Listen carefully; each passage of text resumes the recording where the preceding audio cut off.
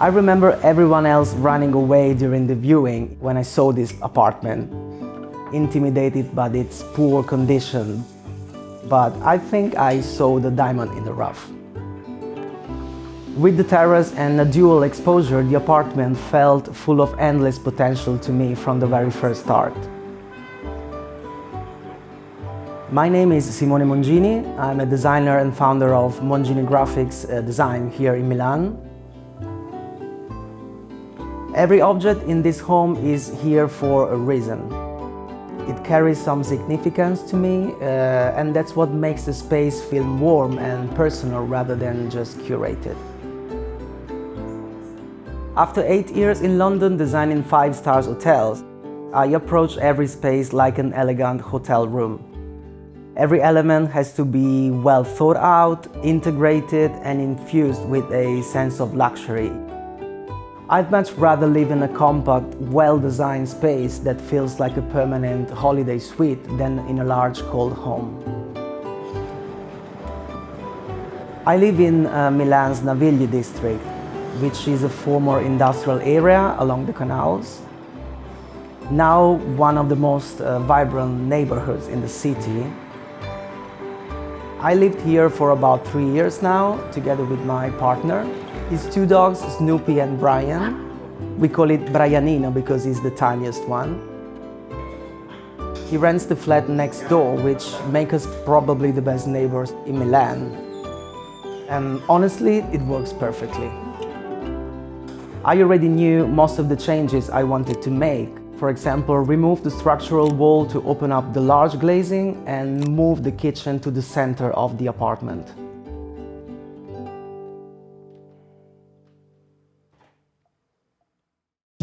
This episode is brought to you by Rayon Design. We used Rayon to recreate the floor plan for Simone's apartment, revealing how relocating the kitchen to the center of the apartment transforms the layout, creating a more open, generous, and flexible home. Careful furniture placement helps define each area of the open plan home, creating distinct zones while maintaining a natural sense of flow. Rayon is a browser-based design tool built for interior designers, where the drawing, the data, and the people share one file. You can quickly test layouts, move furniture, refine plans, and explore ideas in real time, making it easy to experiment, adjust, and refine things as you go. Floor plans, schedules, and documentation all live together in one streamlined workspace. Rayon also integrates AI tools directly into the workflow, while presentation boards, schedules, and documentation layouts can all be assembled in one connected workspace. Want to explore Rayon yourself? You can jump into the floor plan we made for this episode, or create your free Rayon account today. Links in the description. You know, in hotels you have these transitional spaces which are really well designed, and this takes inspiration from hotel concepts. I added this really nice marble threshold on the floor just to highlight the transition between the outside and the inside. It's been all very integrated. You have lots of space for example, coat hooks on this side. I have space for my shoes. So I wanted to have a mirror hanging on the door, but I also had to make space for the peek hole. Whoever did this made a great job cutting it very precise to measure. So that, helps creating this kind of depth effect in the room. Above, I had this kind of dead space. I didn't really know what to do. I came up with this shelving system. I can store my books, and it's all very well integrated into the entrance. On this side, I had the problem, this problem. So I had this handle in the middle of the opening. So I came up with this solution. So having 2 doors, this allowed me to have this kind of shelf where, you come in, you just throw your keys. It's really handy. Despite it looks compact, there's plenty of storage space. I have the Wi-Fi router, intercom. It's a very compact but spacious detail. First of all, I didn't want a full, bulky tower, which is classical of a typical kitchen. So I decided to split the fridge and the freezer. I put one on each end, so they keep this low look. And then we have this microwave oven combined. This is another practical storage bit. And then we have a dishwasher, we have the bins, which is really spacious. The freezer on this side. So it all helps keeping this like furniture look like, keeping it all very low level. When I thought about my kitchen, I didn't want to have a traditional kitchen with upper cabinets. So what I decided is to remove all of it and just have one long display shelf where I can put items on top. It looks more like a living room style rather than traditional kitchen. I went for not too colorful materials. So for the top and for the backsplash as well, I chose this really thin, I think it's like 6 millimeters ceramic top, which runs through all the way up with this nice strip light that kind of helps giving light to the kitchen. I still wanted to have a little bit more drama to the space. So what I decided is to having a dark finish for the front doors. All these three materials, I think they kind of complement together really well. For the cooker, I went for this integrated hood from Bora brand because, you know, I didn't want to have the big extractor on top of the hob. So this model has everything integrated. You can swap colors, so you can, you know, change your colors based on your mood. If you feel happy, you have yellow. To keep the look of the kitchen minimal, I came up with this feature wall. It's a library, it's like an aesthetic thing, but also he has his function because I'm storing everything I need when I'm cooking. So when it's closed off, it really looks like you know, like a proper architectural piece inside this apartment. This is my working station, my office. It's where I spend most of the time in during the week. And the whole inspiration of this piece was from, you know, those nice workspaces you normally find in boutique hotels. I didn't want the desk to disappear. I wanted it to make it a feature out of it. I went for this dark color which picks up on the kitchen. I think it's kind of similar. But then, you know, having this dark finish, it creates this strong presence in the room. There is also this hidden section, which is in the middle of the desk, and you can just open up this area and you have space for everything you need while working. So when you close it off, it's really kind of neat because you don't see anything. On the wall, I have timber, which picks up the same detail as we saw before in the entrance. It's kind of the same fluted, ribbed detail. Having also a mirror just in front of you when you're working, it works because it gives you the sense of the space. Even if you're staring at the wall, it actually looks like it's deeper and the apartment is bigger. So it works really well, I think. One of my favorite pieces of this apartment is this lamp, which is from Floss. Oops, I just turned it on. You just press it and it goes on. You can just, you know, pull it up and down, rotate it. I think it's a nice one.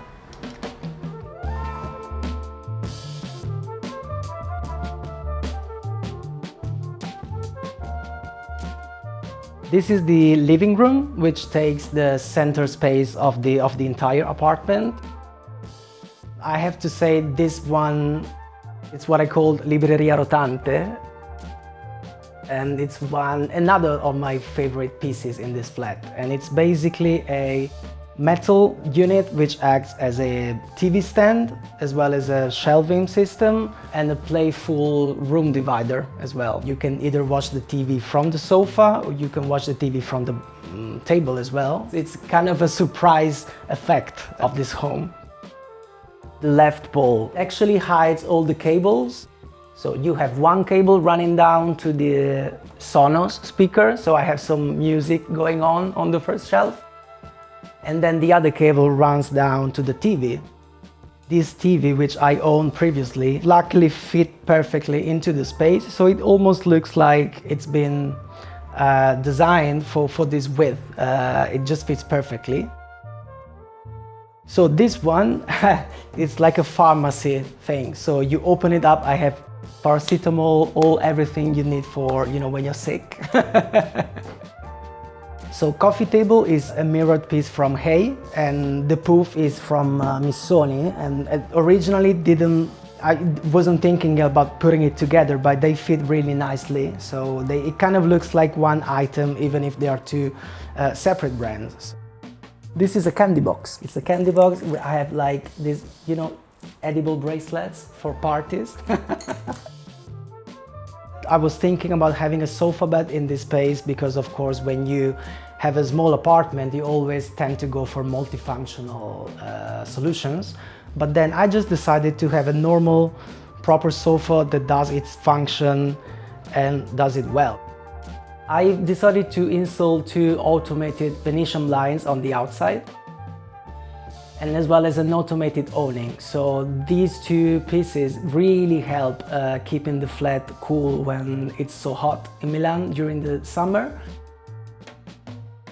For the floors, I wanted an open air vibe to the space. So first of all, I raised the interior level because originally it was a little bit lower than the outside part.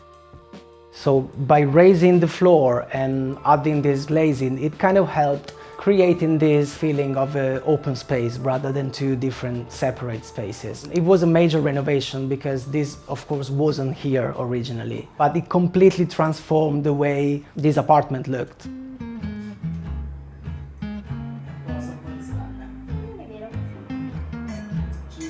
This is a corner dedicated to the dining space. Kind of feels separated from the flat because it has its own kind of niche in the flat.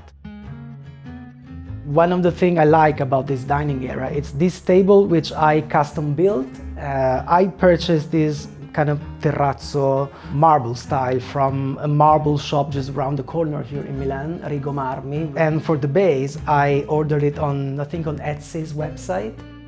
So just order all these things, put it together, and created this table. The chairs, they come from a vintage shop in my town. So lighting-wise, I wasn't sure about what to have because I didn't want to have something too, imposing, too large. So I went for this flower pot pendant, and it falls right in the middle of the table. It kind of creates this circular focal point in this corner. To kind of continue with this kind of vintage style, I decided to install these moldings on the lower level of the wall, continue with this art collection from my grandmother. I created this wall kind of like a backdrop for the table. We have another storage corner here next to the table. What do I store in here? Glasses. Medicine and pharmacy bit in here as well. If you feel sick, you can open up this wardrobe and you have, 2 options. You can either have some paracetamol or a glass of wine. And then a shelving kind of display on this side.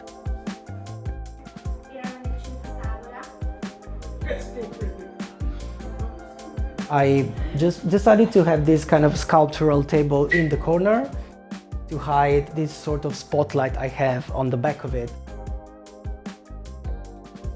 So another major thing I decided to do in this flat was installing these beams because I wanted the flat to look more like a loft kind of vibe rather than a flat ceiling. And also it draws your eye towards the terrace, so it kind of guides your eyes to the outside. So we go to the terrace now.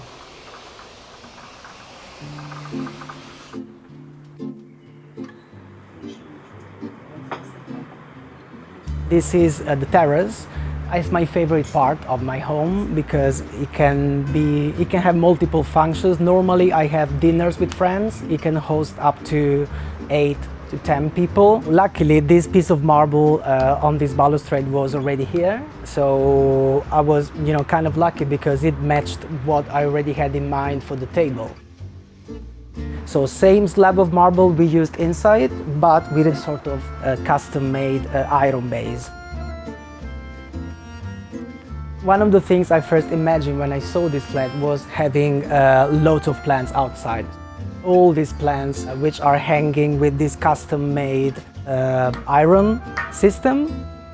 That was another trick, because having the plants outside the balustrade, it kind of helps extending the depth of this terrace.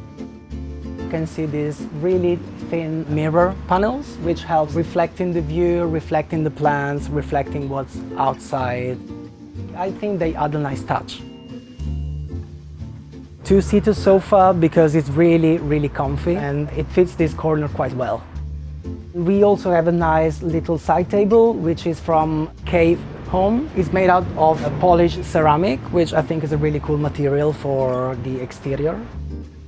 And in this corner, we actually have the heat pump for hot and cold water. So it's all well hidden inside this cabinet. We have an automated awning on top, and you can close it off with your phone. So you just press this and it closes it off.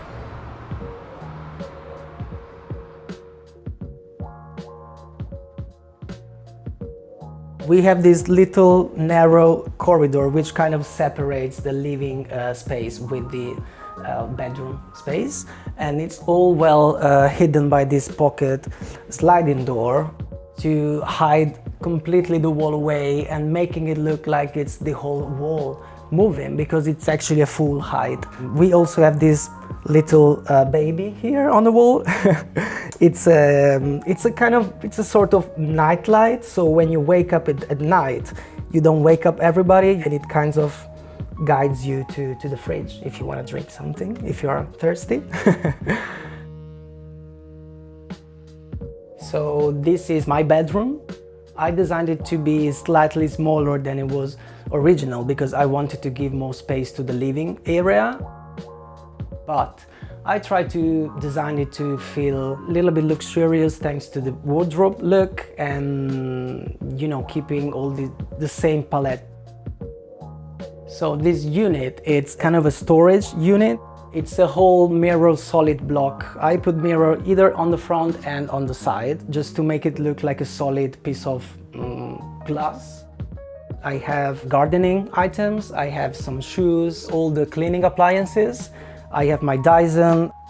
It's only 13 centimeters deep, so really that's all you need in a small home. And when you close it off, it kind of completely disappears from the space, and it also helps increasing the room size because it's a whole mirrored floor to ceiling. So wardrobe, I think it was one of the first things I imagined when I designed my bedroom. I wanted it to feel that it didn't close off the space too much. I think, it's not for everyone, because you need to be very tidy if you have this type of wardrobe, but fortunately I am. So it works for me, but I know maybe it's not for everyone. Having these glass doors, it really makes the room feel bigger because it doesn't close off the space. So because the wardrobe is so close to the bathroom door, I had to reduce its depth. I think it's only 40. I managed to install this kind of front hanging system. I think also it helps creating this kind of boutique look.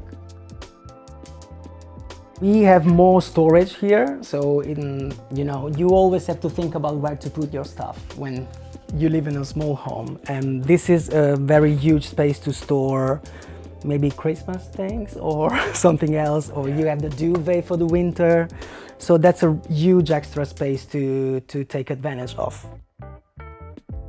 To keep on going with this hotel-inspired concept, you have your bed, you have your armchair and little side table on the side. That kind of helps creating this hotel vibe. That's my CD collection.